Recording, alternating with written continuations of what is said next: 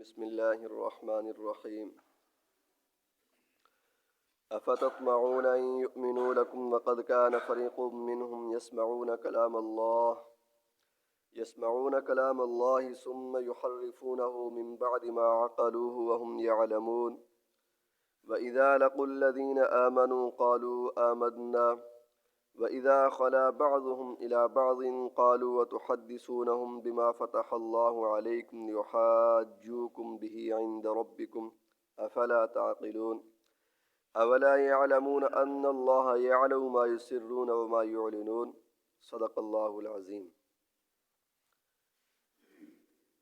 یہودیوں کی خرابیوں کا تذکرہ چل رہا ہے۔ ان آیات کے اندر بھی اللہ تعالیٰ نے یہودیوں کی خرابیوں کو ذکر کیا ہے، لیکن روئے سخن ایمان والوں کی طرف موڑ دیا ہے۔ روئے سخن کا مطلب یہ ہے کہ بات ایمان والوں سے کی ہے، اور یہ بات ایمان والوں سے کی ہے ایمان والوں کو تسلی دینے کے لیے، حوصلہ دینے کے لیے، کہ ایمان والے چاہتے تھے کہ یہ جو یہود و نصارہ ہیں یہ مسلمان ہو جائیں، آخری نبی کے اوپر ایمان لائیں، اور خاص طور پر یہودی کہ جو آخری پیغمبر کی علامات اور نشانیوں کو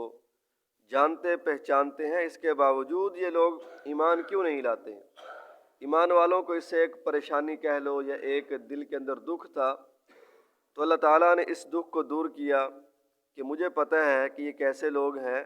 آپ ان کے اوپر امید بھی نہ رکھیں۔ اسی کو فرمایا ہے کہ افتطمعون ان یؤمنوا لکم، کیا تم طمع کرتے ہو کہ وہ تمہاری بات مان لیں گے؟ وقد کان فریق منہم یسمعون کلام اللہ،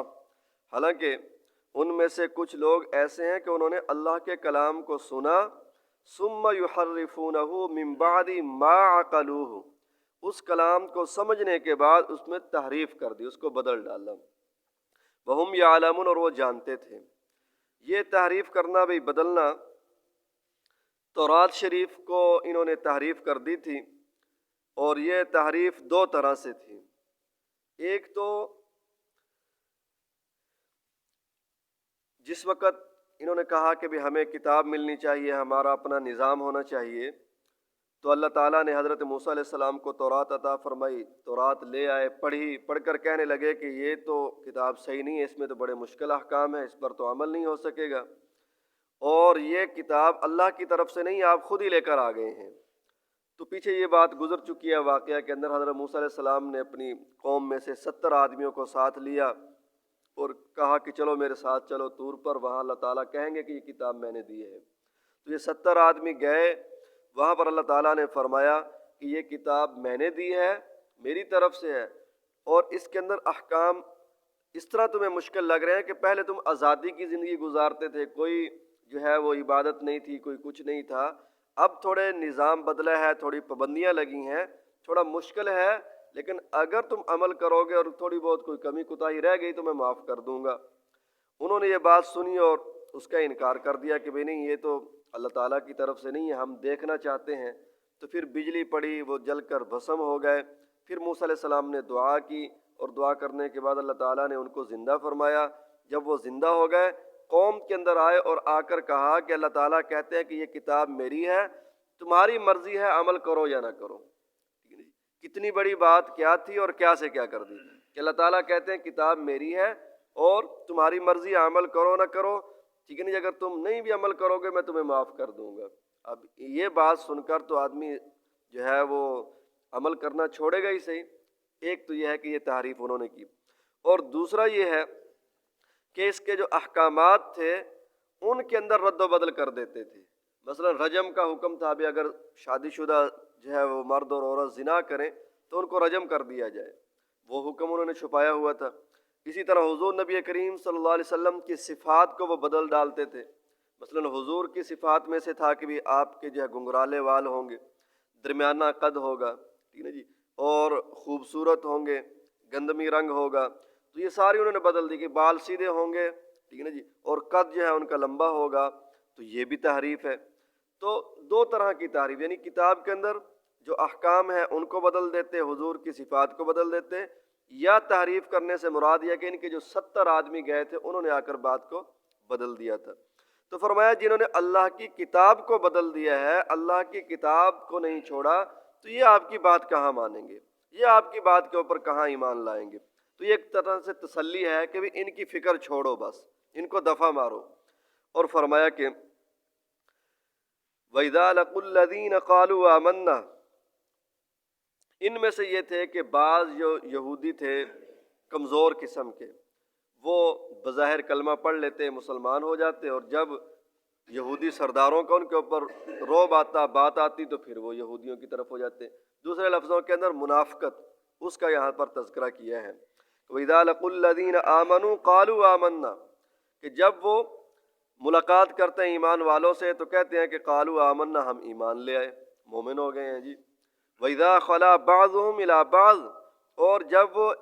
خلوت میں ایک دوسرے سے ملتے ہیں، علیحدگی میں ایک دوسرے سے ملاقات ہوتی ہے، قَالُوا أَتُحَدِّثُونَهُمْ بِمَا فَتَحَ اللَّهُ عَلَيْكُمْ لِيُحَاجُّوكُمْ بِهِ عِندَ رَبِّكُمْ، تو وہ کہتے ہیں کہ تم ان کو ایسی باتیں کیوں کرتے ہو کہ جن کے ساتھ تمہارے اوپر یہ غلبہ پالیں، لِيُحَاجُّوكُمْ بِهِ عِندَ رَبِّكُمْ، کہ قیامت والے دن تمہارے رب کے پاس یہ تم سے جھگڑا کریں گے۔ بات یہ ہے کہ کچھ جو پڑھے لکھے تھے یا جنہوں نے باتیں سنی ہوئی تھی حضور علیہ الصلوۃ والسلام کے اوصاف صفات، وہ مسلمانوں کو جب ملتے تو مسلمانوں کو آ کر کہتے کہ ہماری کتاب کے اندر بھی یہ حکم لکھا ہوا ہے، ہماری کتاب کے اندر حضور کے یہ اوصاف لکھے ہوئے ہیں، ہماری کتاب کا اور قرآن پاک کا یہ جو حکم ہے یہ ملتا جلتا ہے۔ یعنی جیسے ہوتا ہے نا کہ بات کو ملانا، آپس کے اندر ملاتے کہ بھی یہ بات بھی ہماری کتاب کے اندر لکھی ہوئی ہے۔